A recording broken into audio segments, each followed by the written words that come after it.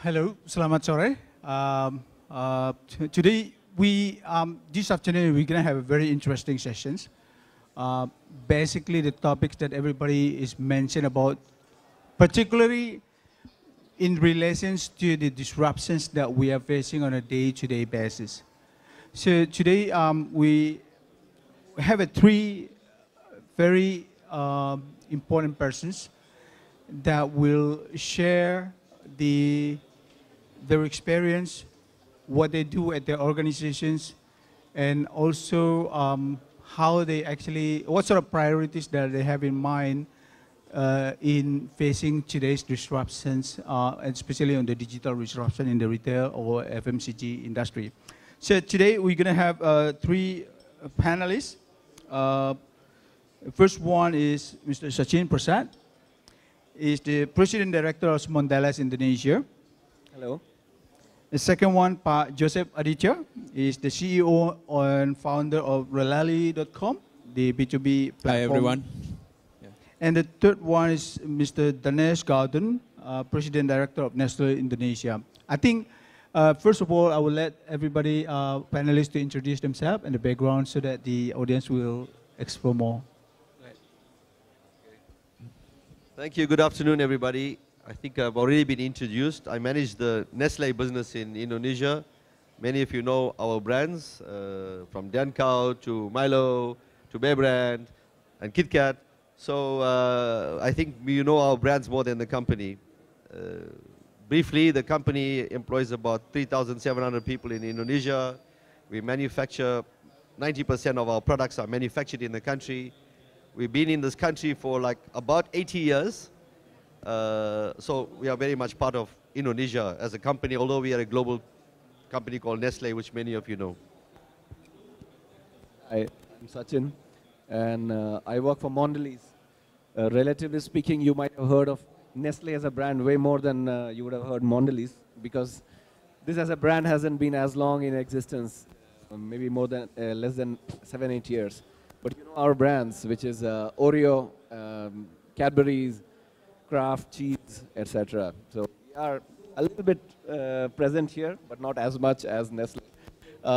What we do is, again, we operate in Indonesia. We have our business pretty much end-to-end, but we operate more regionally in terms of sourcing, and our decisions and discussions, etc., is more Southeast Asia based.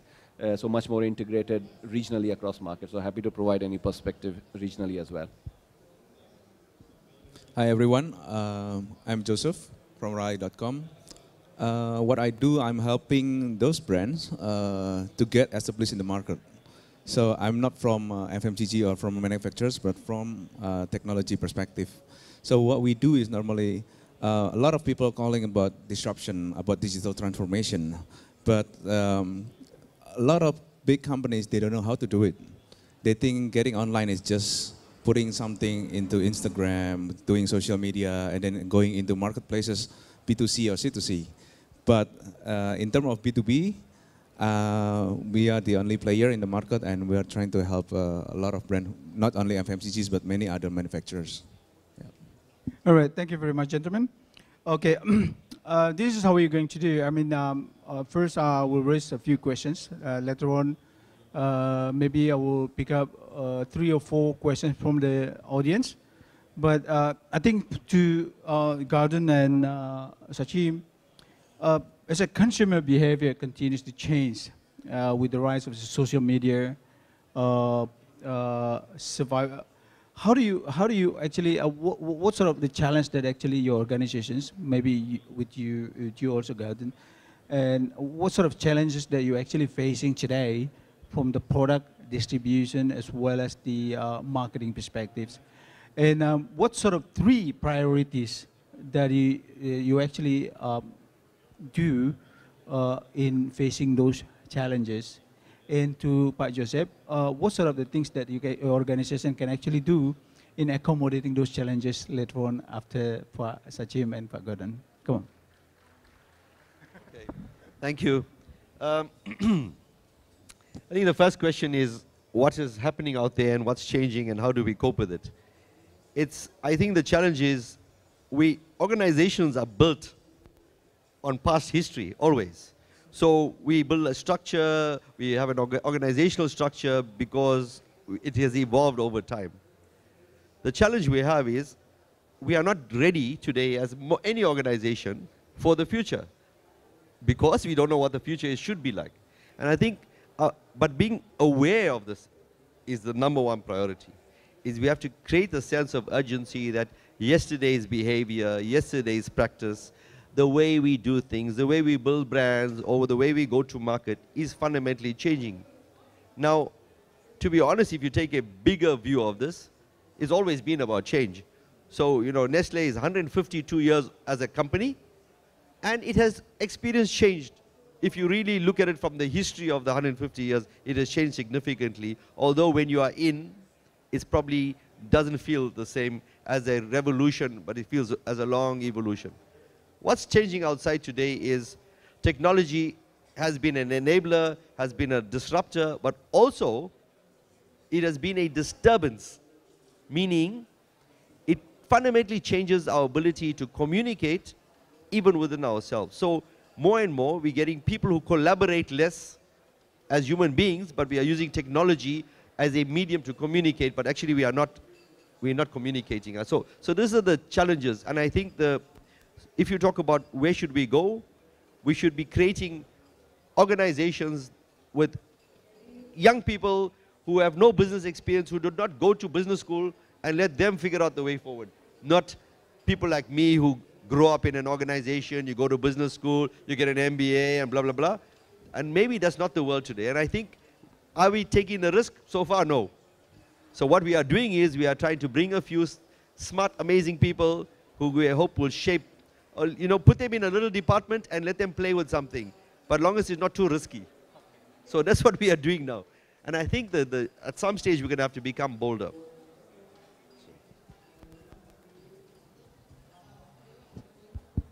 Sure. For us, it's I always think about, like, you know, awareness is the first step of awareness, and embracing of the new context is an important one first. That what's happening out there in the market, what's happening within us in our organization, and accepting that is a step one for us. And many a times we, especially the old economy companies like us, we end up actually being more grounded, as Danesh, you mentioned, about we are prisoners a little bit of our own constructs and not ready to, like, you know, experiment enough. To counter that, I always talk about that we are going to act, but we are going to act, A, in bite size, and B, we are going to act on something with real consumer value. It is chasing something which is creating an industry value. And we are not going to get carried away with the new shiny toy that comes in. For me, that is, like, you know, one guiding principle that I keep myself about. And the third within that is the agility. So being aware of what is happening out there. Number 2 is act, but in bite size. And third is being agile. Because it is no more an outlook for 2 years. Forget about 10 years. Outlook is few quarters that we have in front of us. In terms of the solution, the opportunity, neither of those are really clear enough for to people like us. Now, other challenge, like, you know, that is in terms of locally what I talk about. If I just turn it around, turn it on its head in terms of thinking about it as a marketing company, there is something very, very fundamental that has changed for us. Number one, if you go back to 15 years ago, there were much homogeneous consumer needs that we were chasing. I'm Nike, I couldn't find a Nike guy and a girl in Shanghai, in Beijing, in Guangzhou, in Singapore, in Jakarta, in Surabaya, everywhere I found. And there was a characteristic of him or her. Right now, with the emergence of the individual identity of people, it is consistently changing. And their social behavior fundamentally is being maneuvered by which social platform is taking over. The moment Facebook loses its bite, Instagram took its lead, behavior changed. And same goes with like, that's in terms of how the homogeneity of consumer, because we as manufacturing company chase that common behavior, that common who, as we call it in our marketing world. That is not easy to find and define that who anymore. So that's one challenge for us in terms of what is that consistent need that we have to chase. Number two, if I talk about, is that a path to get there. A path to get there is very cluttered. The number of options. You walk here, honestly, I was very overwhelmed walking here, and I was very impressed that the number of people who have the kind of disruptive ideas existing out here. The great part is there are possibilities. The sad part is not everybody will survive. And we don't know which one to bet on. So those would be like, some of the challenges I would articulate. Okay. Well, from our perspective with working internally and working with brands, the first transformation that we see is in terms of the mindset itself. So I think the option is out there. All of the leaders in the manufacturer or brand, they know that something is going on, consumer behavior have changed. But again, they want to do something, but the mindset is not there yet. So first thing I would say, the mindset has to be right.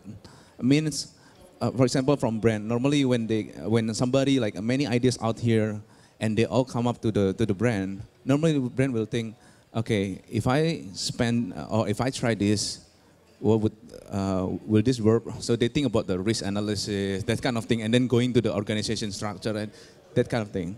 Well, just now he mentioned that you better hire young people, crazy people, and put it in a small team. Yeah, because they are making decision very fast, and that's maybe because the mindset is not worrying too much.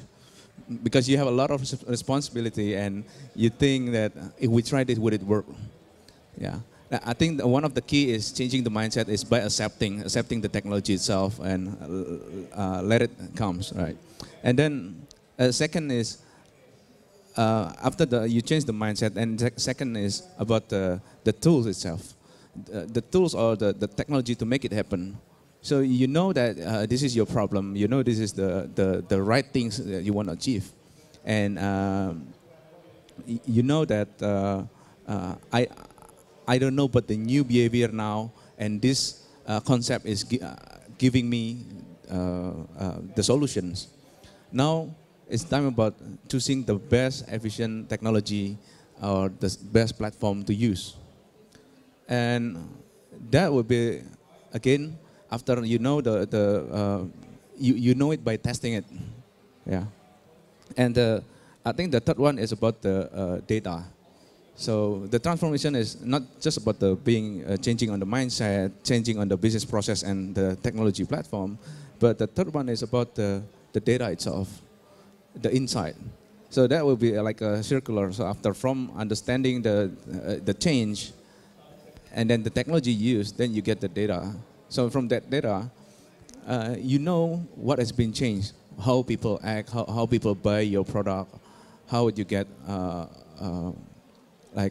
more consumer insight. Yeah. All right. Pretty interesting. At Nestle, you hire young creative people, put them in a small, light, less risk organizations. And from your side, understand and aware and accept the fact that there's the right changes that you need to face out there. And, but from the business perspective, I believe whatever we do, it has to be a future-proof. Like you mentioned, usually you have 2-year plans, right? But now it's all quarterly plan. Now, how do you actually put the process and the system in place to ensure that whatever you do now is actually future-proof? Gordon? Yeah, I think maybe Sachin and I are a bit fortunate that at the end of the day, I have a view that human beings will continue to eat and drink. So eating food and drinking is something I think human beings will always have to do. Maybe what they eat or what they drink will change. People become more health aware. They're really concerned about what makes me feel good, what makes me look good, and therefore I am because I eat, right? So I think that allows us to be future-proof in a way. And yes, there will be things that maybe the way we produce something today is not going to be the same. Or the way we market something will not be the same. So, and the way you future-proof an organization is go back to what are the values of your organization. So, you know, for Nestle, it's continuing to keep the same values and the same, people understand this thing as mission. We talk about our purpose, to enhance the quality of life. Now, if you use a term like that, it kind of makes you future-proof, because it's in the nature of human beings to continue enhancing our quality of life, whether it's skincare because we have skin products, or it's things for our pets, or it's food that we eat, or things we drink. So the challenge is the things that are moving, the moving parts. The moving parts is our go-to-market strategies. The way we talk to people, the days of putting all the stuff on television and hoping somebody sees your commercial because they love commercials and they're just waiting to watch a commercial is gone. So marketing students for generations were only taught how to use media. Which media? And the way media has changed. I think the one of the things is we're beginning to figure out more and more is you cannot do it all yourself. Nestle cannot always find the smartest people and put them in a room and create departments. We have to have more relationships, we have to have more alliances, we have to have more partnerships. And letting go of some control is going to become the way of the future. For me, I'm really glad, Dhanesh, you say about chasing the fundamental consumer need and staying true to the values. I mean, that's exactly what I always tell myself, that I am chasing something which is either of value to the consumer, irrespective of what is their context. So it is something like, you know, it's relevant for 3 years, and it's anchored onto the values of the company that define us. If you are able to do the two of them, it's the foundation of any kind of future-proofing approach. No one. Number two is that hold on to a vision, but your pathway getting there, you have to hold it lightly, is the second one. Unfortunately, none of the strategies which have proved itself for 10 years are able to tell themselves that this is what will make you future-proof. It's gone. That is passé. The thing is, can my organization, including me, be a learning organization, experimenting organization, be open to ideas in terms of the technology or not, and calling that out in as many words would be my approach to it. All right, pretty interesting discussions. Are we open for audience questions? Now, I think, okay, go ahead. Can we have the mic for the gentleman? Hello? Can we have the microphone for the gentleman?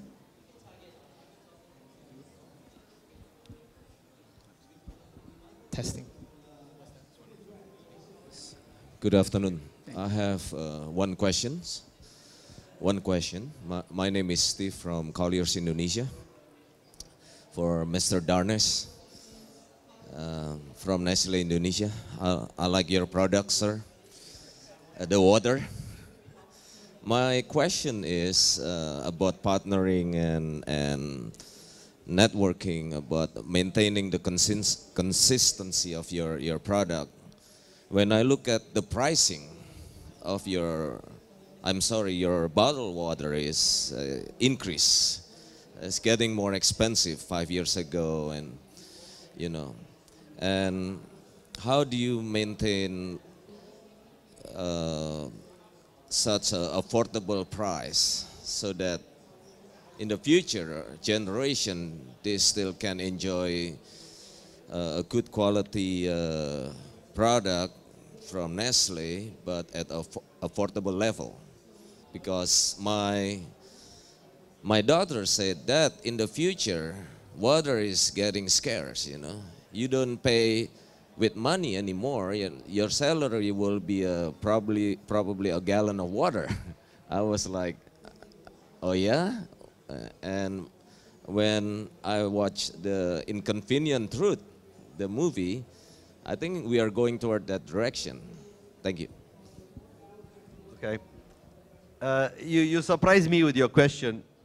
I didn't expect that question, but I think it's a really good question for any forum, by the way. You could have done it at the World Health Organization or at Davos at the World Economic Forum, the same question. So a couple of things is, absolutely, water is the new oil. And the next world war, the global war, will be fought on water. And our ability to save and understand the value of water is something I talked about at the World Economic Forum in Cambodia on the same topic. And but we have a crazy world. When you look at the consumption in the US today, and you look at the rest of the world, you look at the whole thing about environment, you look at what's happening in the Arctic. So absolutely, water is going to be the scarcest of our resources. And human beings today, your daughter is super smart. Please, how old is she? 10. Grade 10. Grade 10. Okay. So a few more years, she's coming to work for Nestle.